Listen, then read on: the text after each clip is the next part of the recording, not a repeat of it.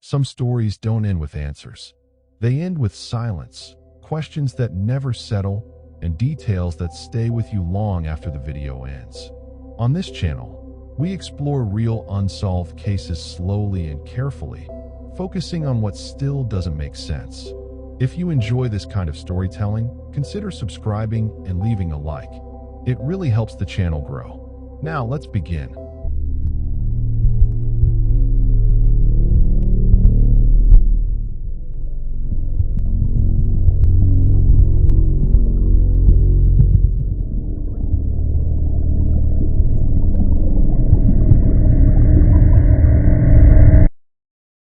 In February 1978, 5 men left their homes in Northern California to attend a college basketball game.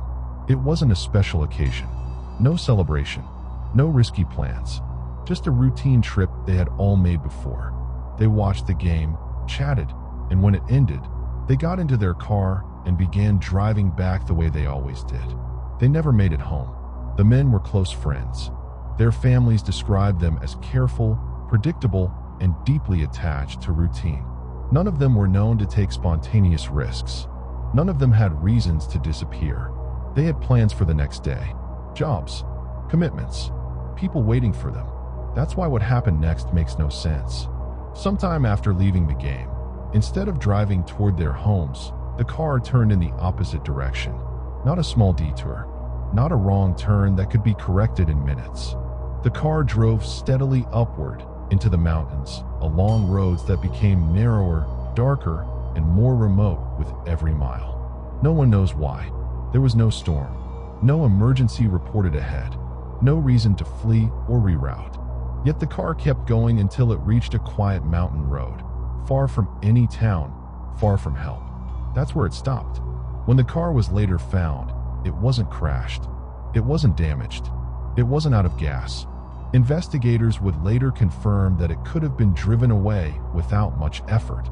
Even the weather conditions suggested the car could have been maneuvered if needed, but it was simply abandoned. Inside were personal items. Outside were footprints. The men had gotten out and walked away together into freezing darkness. Search teams arrived quickly once the men were reported missing. They expected to find confusion, panic, maybe a vehicle accident just out of sight. What they found instead was silence. No signs of struggle, no blood, no clear trail once the footprints disappeared into the snow. The mountains swallowed everything. Days passed, then weeks. Winter tightened its grip, making the terrain nearly impossible to search. Eventually, the active search was scaled back. The assumption became that the men had succumbed to the cold somewhere out there, hidden beneath the snow. But the case refused to stay quiet.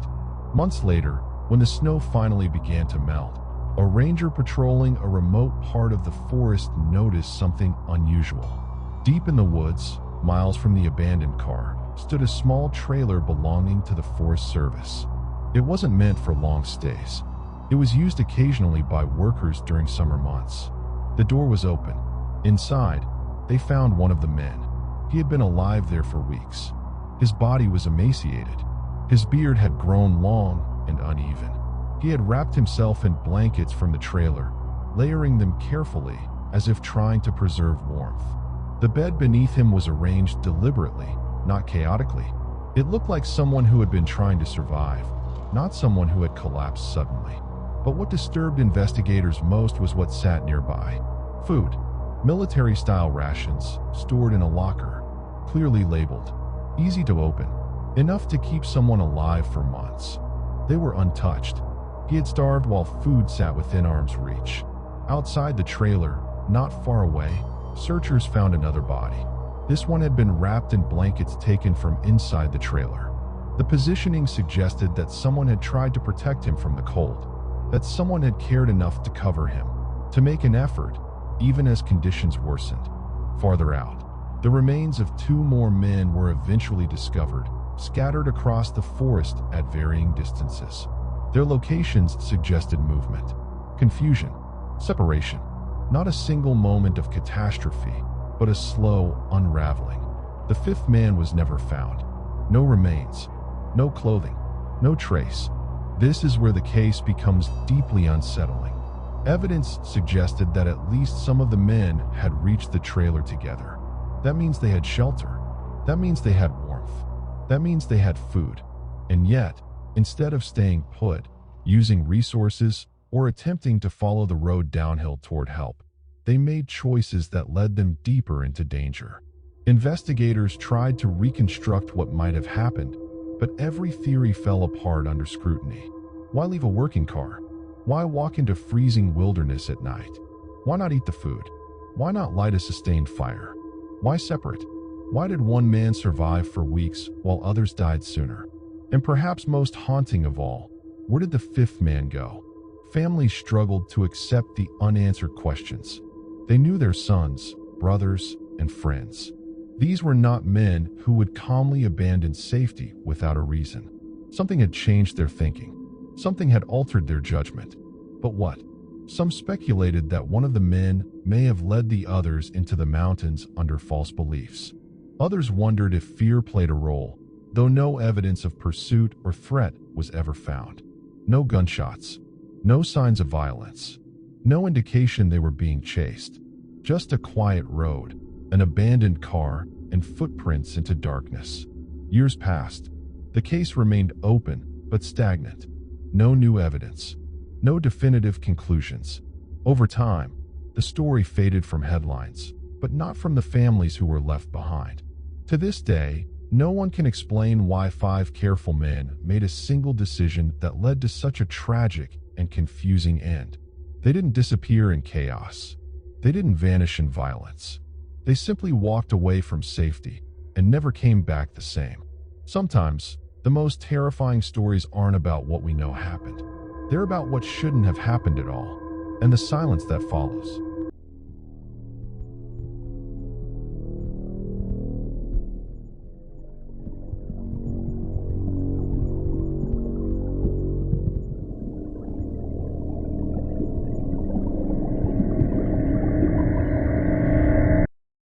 In October 2009, Bobby and Sherilyn Jamison lived a quiet, increasingly tense life in Oklahoma with their 6-year-old daughter, Madison. They were not the kind of family that drew attention.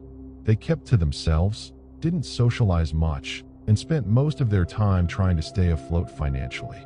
Friends later said they seemed withdrawn, but not unusual enough to raise alarms.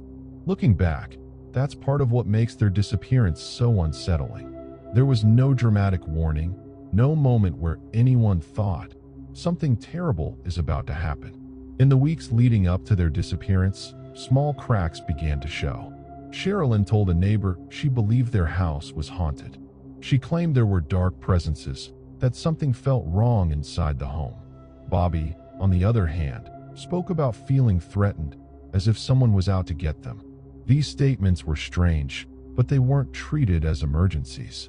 People assumed stress, money problems, exhaustion.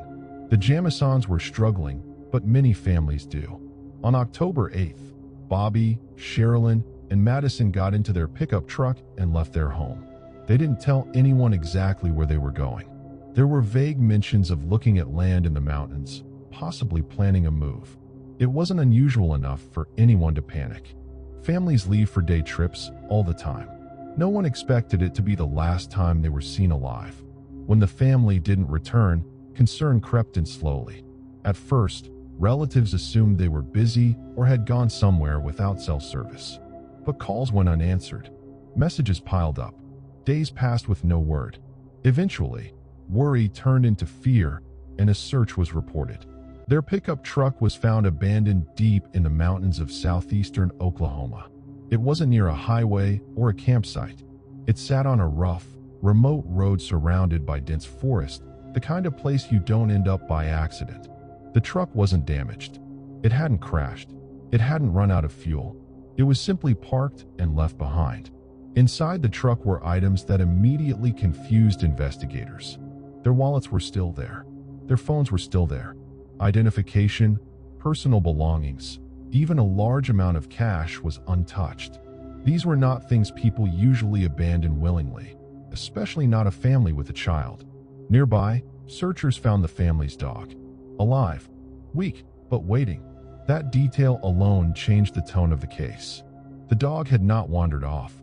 It had stayed near the truck, surviving as best it could, as if expecting its owners to come back.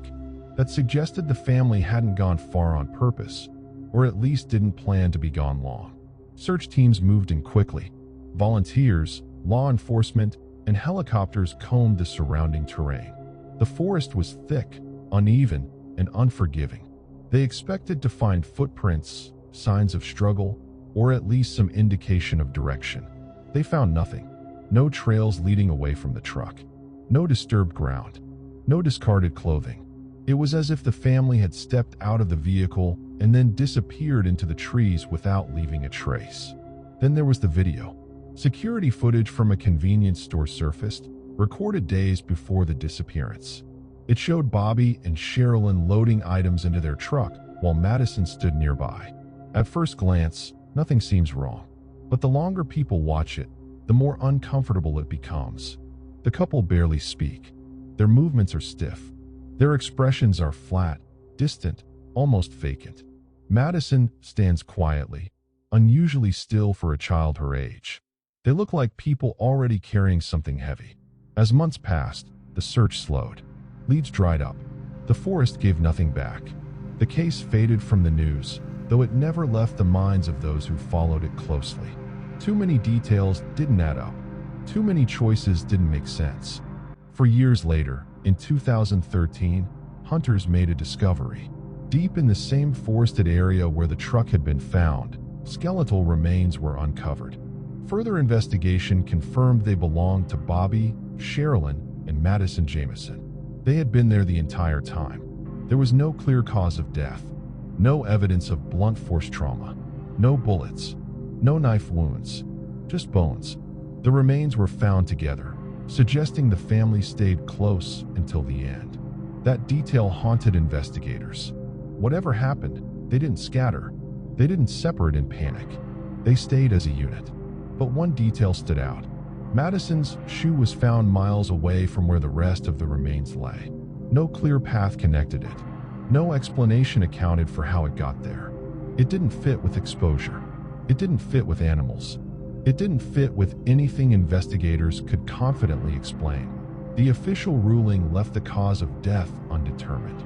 Theories followed, as they always do. Some believe paranoia led the family into the woods.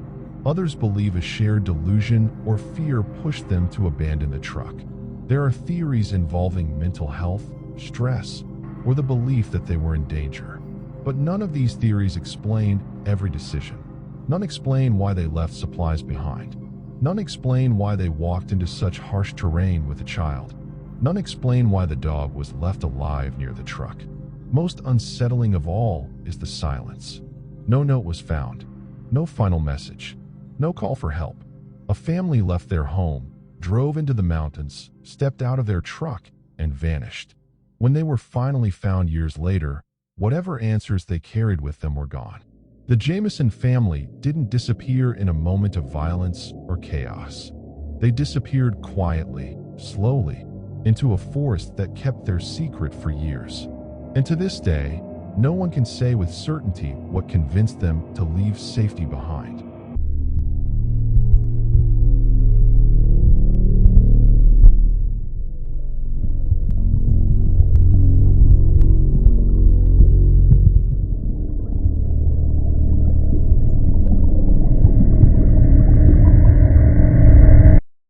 In November 1970, a hiker was walking through the Istelen Valley near Bergen, Norway. The valley was steep, fog-heavy, and strangely quiet, the kind of place where sound feels swallowed before it travels very far. Locals had avoided it for years. Accidents happened there. People got lost. Over time, it earned a name no one officially gave it, but everyone knew. Death Valley. That afternoon, the hiker noticed something dark near a rocky slope just off the trail. At first, it looked like discarded clothing or burned debris. Only when he stepped closer did he realize it was a body. A woman lay face down among the stones. Her arms were bent beneath her in a position that didn't look natural, as if she had collapsed rather than fallen. Parts of her body were badly burned. Around her were scattered items, some damaged by fire, others untouched, placed almost carefully. It didn't look like panic. Police arrived and quickly understood that this was not an accident. There was no campsite nearby, no cooking equipment, no sign of a fire spreading out of control. The flames had been small and contained, focused in one area. Almost intentional. The woman carried no identification, no purse, no wallet. The labels on her clothes had been cut out with precision. Not torn, cut. Nearby were empty pill bottles, but their labels were missing as well. Her watch was still on her wrist. Her jewelry was still there. Cash was found close by. Nothing had been taken. The autopsy complicated things further. The woman had died from a combination of burns and carbon monoxide poisoning, which meant she had been alive while inhaling smoke. Toxicology tests revealed she had taken a large number of sleeping pills, enough to make her deeply sedated, not enough to kill her, which meant the fire mattered. Someone had lit it, and someone had stayed long enough for it to work. As investigators began tracing her movements, the case drifted away from tragedy and into something stranger. Hotel records showed that in the weeks before her death, the woman had traveled across Norway. Each time she checked in, she used a different name, different addresses, different passport details. She paid only in cash and often requested rooms with balconies. Witnesses remembered her clearly, yet inconsistently. She spoke several languages fluently, switching between them with ease, but never with a stable accent. At times, she claimed to be Belgian, other times French, occasionally Eastern European. None of it could be verified. Hotel staff later recalled details that stayed with them. She changed rooms frequently. She covered windows with newspapers. She avoided conversation. Once, she told a clerk she believed someone was following her. Not dramatically, not hysterically, calmly. Still, she was never seen traveling with anyone. Among her belongings, police found handwritten notes filled with letters and numbers. They looked like travel logs or coded messages. No one could fully decipher them. The routes they appeared to describe were irregular, almost deliberately confusing, as if designed to hide patterns rather than reveal them. Then came the witness accounts that shifted the tone of the investigation. Two young girls reported seeing a woman matching her description walking through the Istelen Valley days before her death. She was not alone. She was accompanied by two well-dressed men. The men appeared calm, controlled, professional. The woman looked tense. When the men noticed the girls watching, they stopped and stared until the girls became frightened and left. Those men were never identified. Despite international efforts, the woman herself remained nameless. Her fingerprints were circulated globally. No matches. Dental records led nowhere. No missing persons report fit her description. It was as if she had never officially existed. Even her appearance resisted certainty. She had dyed her hair, possibly worn wigs, changed her makeup style. Witnesses disagreed on basic details like eye color and age. It suggested someone who didn't want to be remembered the same way twice. Years passed. The case went cold, but it never disappeared. Decades later, new forensic analysis suggested she had grown up near the border between Germany and France. Her handwriting showed signs of formal education.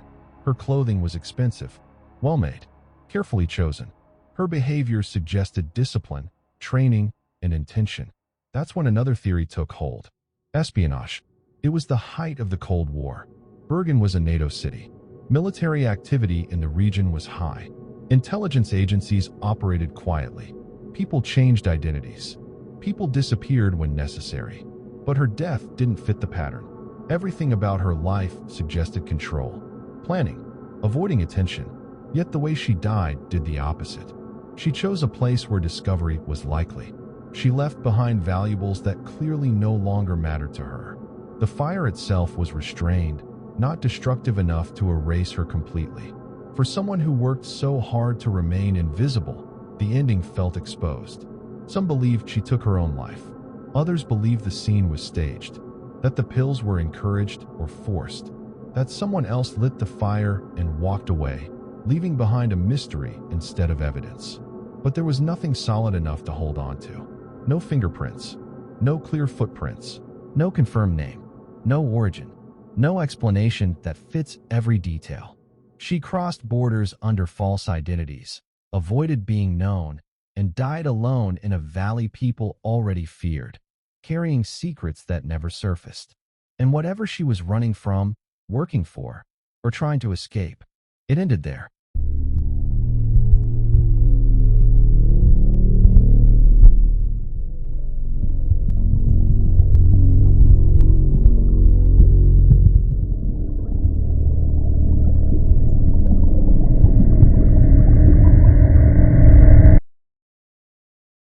In 1966, three young women left Chicago for what was supposed to be a short vacation in Indiana. It was winter, but not brutally cold. They had planned a quick trip to see a holiday show and be back within a few days. They packed lightly. They told family when to expect them home. Nothing about their departure suggested they were walking into anything dangerous. Their names were Patricia Blau and Miller and Renee Brawl. They drove south in a car that had no known mechanical issues. They were responsible. They had jobs waiting for them. One of them had recently gotten engaged. The future felt stable and ordinary. They never arrived at their destination. At first, no one panicked. Delays happen. Roads get icy. Plans change. But when the women didn't return home as expected and failed to call anyone, concern hardened into fear.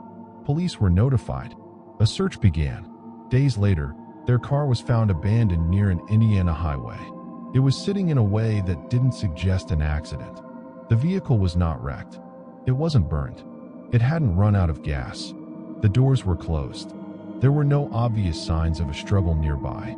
The women were gone. Inside the car were personal belongings, handbags, coats, items no one willingly leaves behind during an emergency.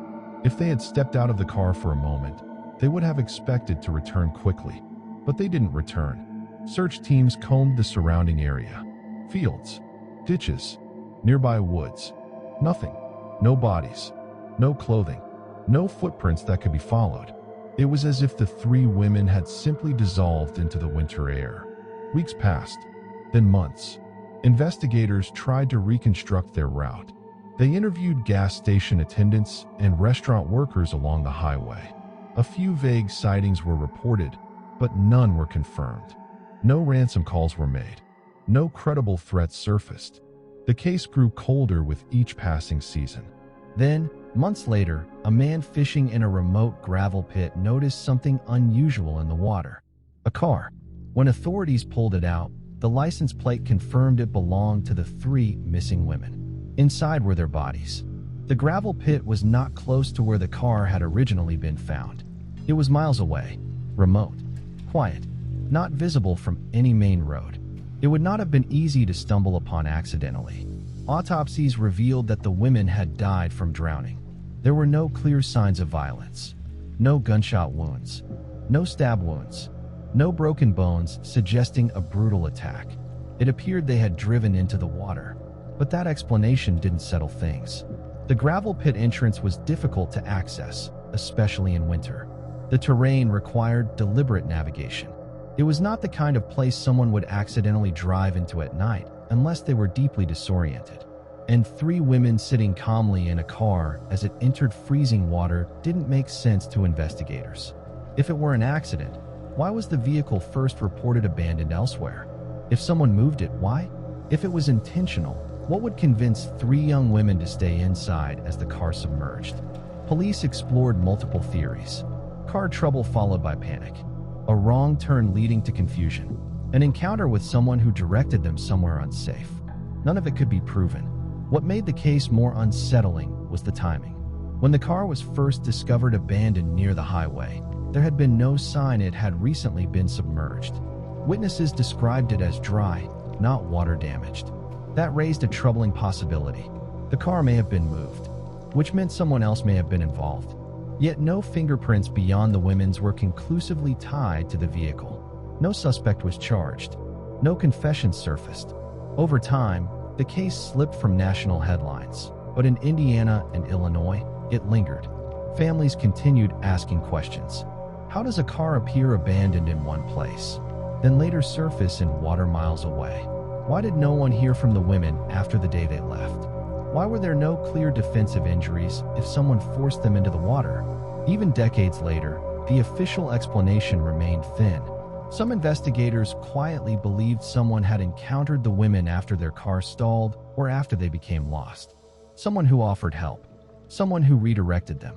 The kind of interaction that doesn't immediately feel dangerous. But that remains speculation. There were no witnesses who could confirm it. The gravel pit still exists. It looks ordinary, quiet, calm, the kind of place you wouldn't notice unless you were looking for it. 3 women left home for a short holiday. Their car was found once, then found again. Their bodies were discovered months later, submerged where no one expected them. And no one has ever been able to fully explain how they ended up there. Sometimes an unsolved case isn't frightening because of violence. It's frightening because of stillness. A car sinking slowly into dark water. 3 people inside. No clear moment of panic. No proven outside force. Just silence closing in. That's all for tonight. If you enjoyed listening, don't forget to like the video and subscribe. Take care of yourself, and I'll see you in the next one.